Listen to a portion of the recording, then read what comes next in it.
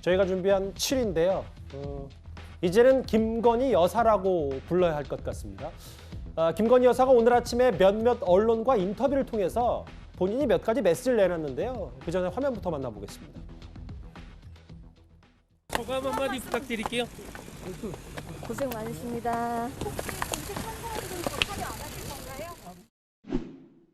고인이라는 말을 쓰지 말자고 하셨는데요. 김건희 씨는 그러면 대선 과정에 아예 등판을 안 하시는 건지. 제 처에 대해서는 뭐 별로 제가 언급할 지금 내용은 없고요. 지금 뭐 세상이 어떤 세상인데 뭐 영부인 얘기를 하고 저는 그냥 누구 씨나 조금 존중해진다 하면은 뭐 여사라는 말을 쓰고 하니 그 정도에서 끝나야지 영부인이라는 것은 지금 우리 국민들의 의식에 비추어서 저는 그거는 맞지 않다고 생각합니다. 김건희 여사 언론 통해서 몇 가지 메시지를 했습니다. 제가 읽어볼까요? 영부인보다 대통령의 배우자로 불리고 싶다. 동아일보 인터뷰에서는 이렇게 얘기를 했고 오늘 뉴스원과 인터뷰에서는 미력 하나마 죄송합니다. 곁에서 조력을 하겠다. 사회의 그늘진 곳에서 관심 가질 수 있도록 노력하겠다. 영부인보다 대통령 배우자로 불리고 싶다. 이도하 변호사님.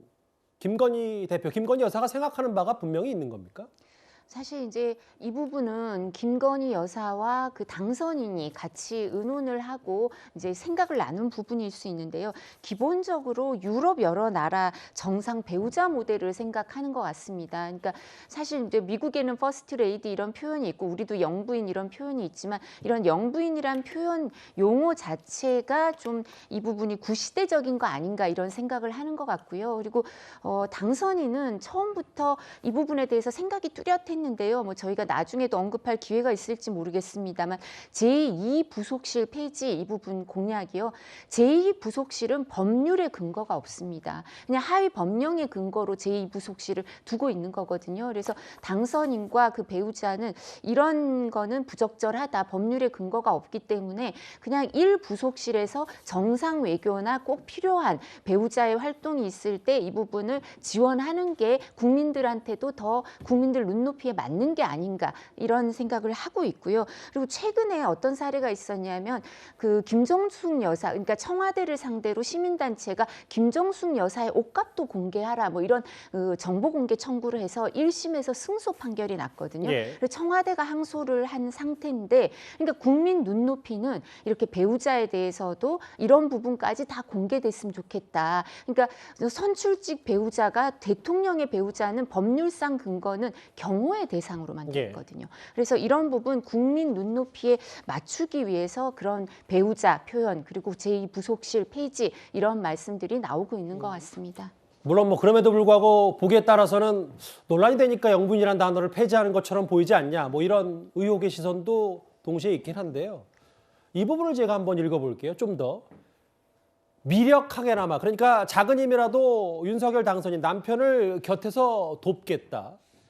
사회의 그늘진 곳에서 관심을 가질 수 있도록 하겠다. 그러니까 위 두 문장을 보면 공식 활동을 최대한 자제하고 봉사활동을 좀 하겠다라는 얘기 제가 취지로 받아들이는데 그럼 자연스럽게 김건희 여사는 공식 행보가 없는 퍼스트레이디가 되는 건지 이렇게 받아들이면 됩니까? 그건 저희도 모르죠.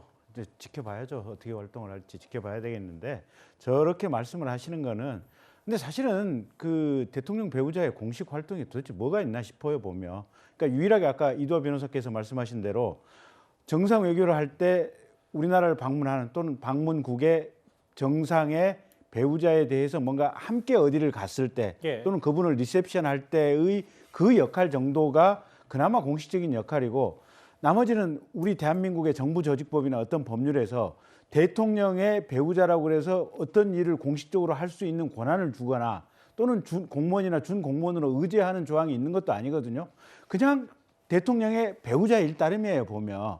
그래서 그냥 저게 원래 당연한 이치인데 배우자와 관련된 이번 대선 과정에서 이런저런 논란이 있다 보니까 과거에 당연했던 것이 이번 대선을 통해서 국민들에게 좀 더 명확하게 다가오는 그런 과정이 아닌가 싶고요.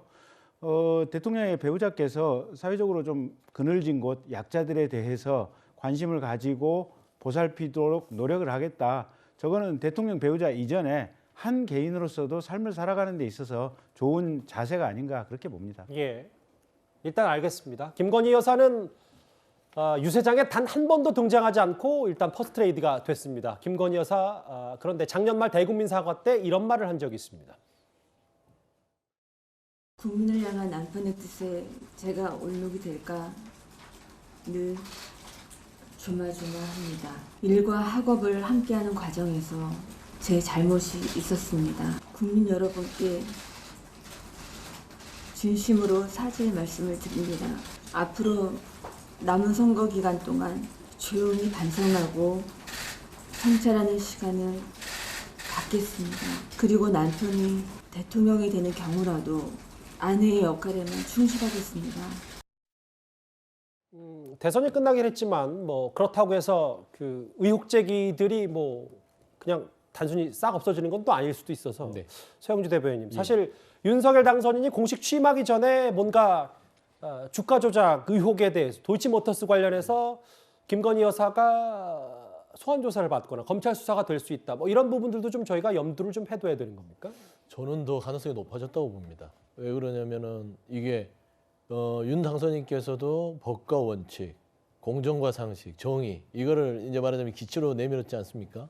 그리고 특히나 당선이 되면서 큰 힘이 생겼어요. 큰 힘에는 큰 책임이 따른다. 그렇기 때문에 만에 하나 이게 철저하게 안 밝혀지고 묻혀버렸을 때는 국민들이 의혹의 눈초리로 더 크게 쳐다볼 수 있기 때문에요.